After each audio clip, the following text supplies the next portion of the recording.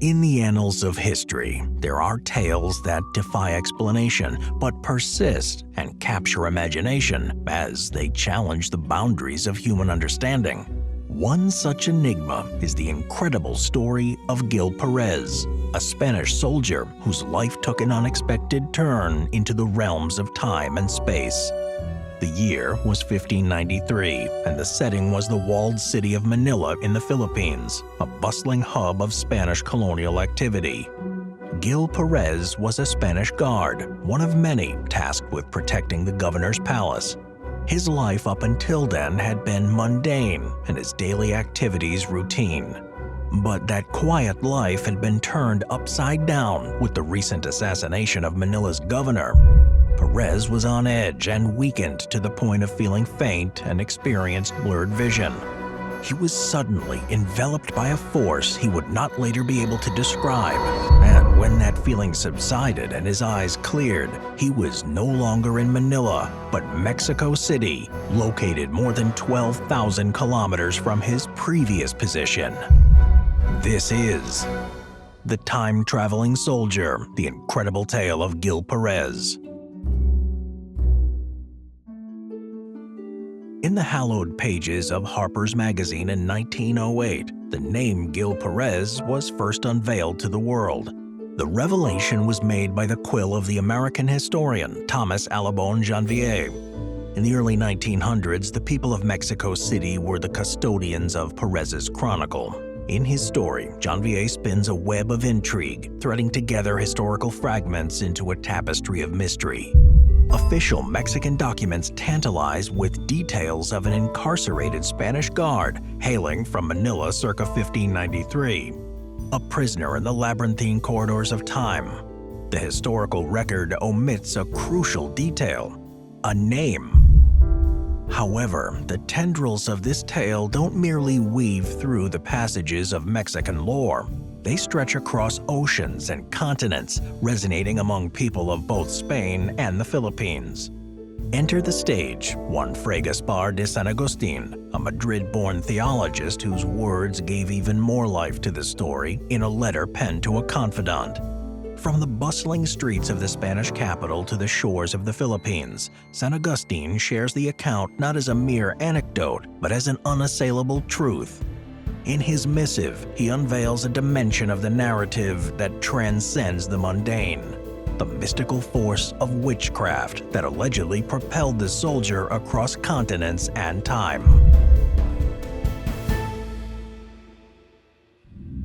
In the midst of the bustling cobblestone streets of 16th century Manila, where colonial intrigue seeped through every crevice, the extraordinary tale of Gil Perez unfolded. A guard at the governor's palace, Perez was thrust into a whirlwind of unfathomable proportions, a journey that defied the confines of both time and space. The year was 1593, an era cloaked in the mysteries of the uncharted. As Perez stood vigilant on guard duty, an inexplicable force seized him, wrenching him from his surroundings and hurtling him across the vast expanse of the globe. In the mere blink of an eye, he found himself transplanted to the heart of Mexico City, a transcontinental leap that defied all logic and left him bewildered, clad in armor foreign to the realms of Mexico. Astonishingly, for Perez, no time had elapsed at all. The night preceding this surreal event was one fraught with tension in Manila. Governor Gomez Perez das Marinas had fallen victim to the blades of Chinese pirates, plunging the city into a state of uncertainty. Despite the chaos, the guards maintained their post at the palace, awaiting the appointment of a new leader.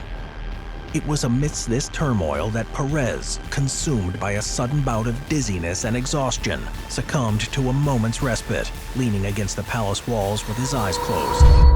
In the blink of an eye, his reality shattered. When Perez reopened his eyes, he found himself standing amidst the grandeur of Mexico City, thousands of kilometers away from his post in the Captaincy General of the Philippines, now within the Viceroyalty of New Spain.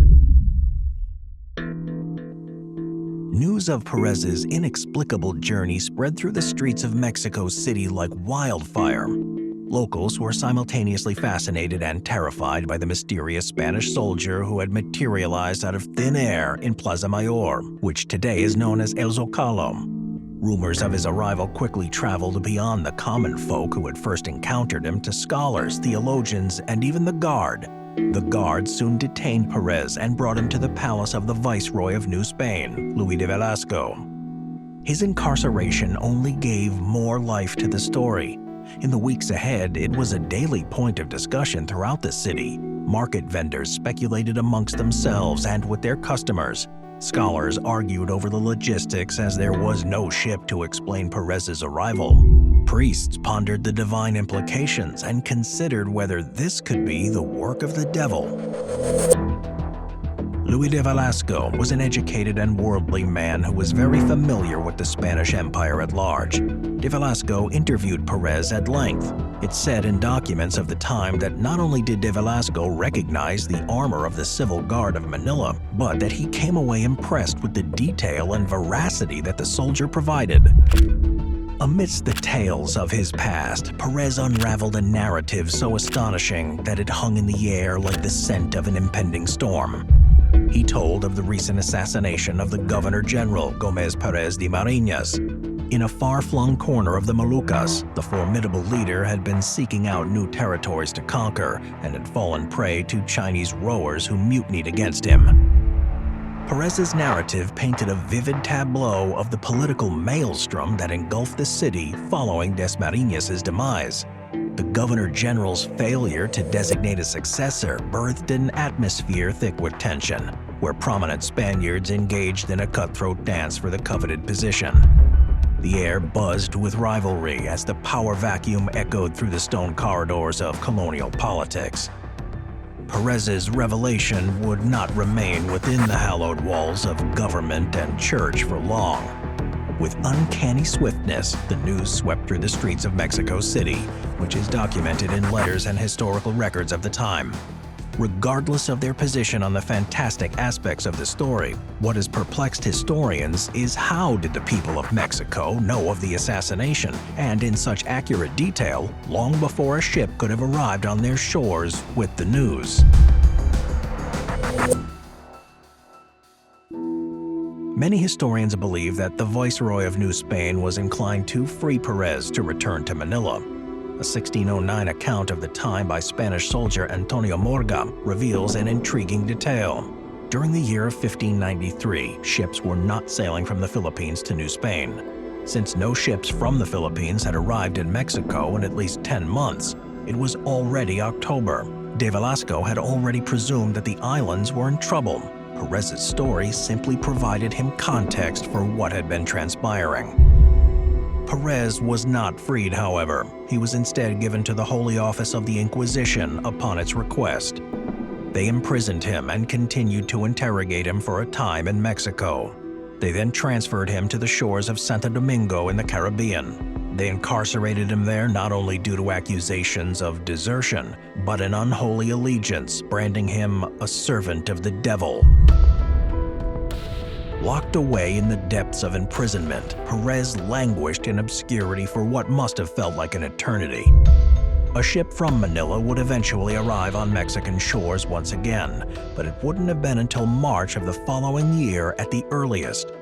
The people aboard arrived eagerly with news of the assassination, only to find that the citizens of Mexico City were already privy and in great detail. Those in Mexico would find astoundment as well. When told of Gil Perez, some aboard claimed to know him and that they'd be able to identify him. The Holy Office returned Perez to Mexico by request of the Viceroy. Upon arrival, some, including sailors, were able to identify Perez. That would not only cement the story among the people of Mexico City, but also those who would soon return to Manila and Spain to spread the story throughout the rest of the empire.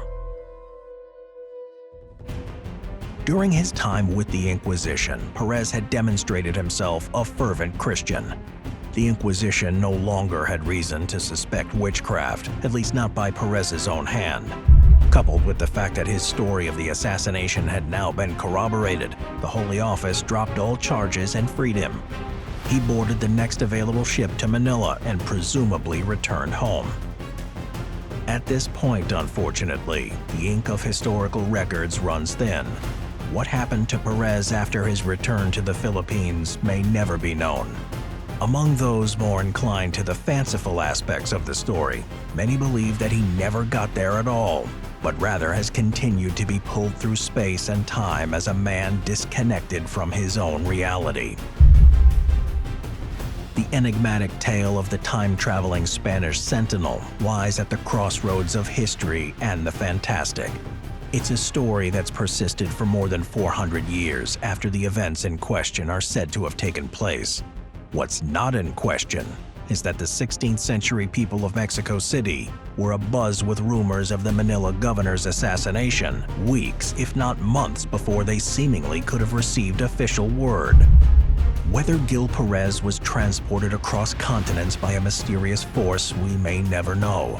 Nevertheless, Perez's footsteps echo through the corridors of time, beckoning us to peer beyond the veil of the unknown. What if, like Perez, we're all unwitting travelers through time, our destinies intertwined with the cosmic dance of past, present, and future?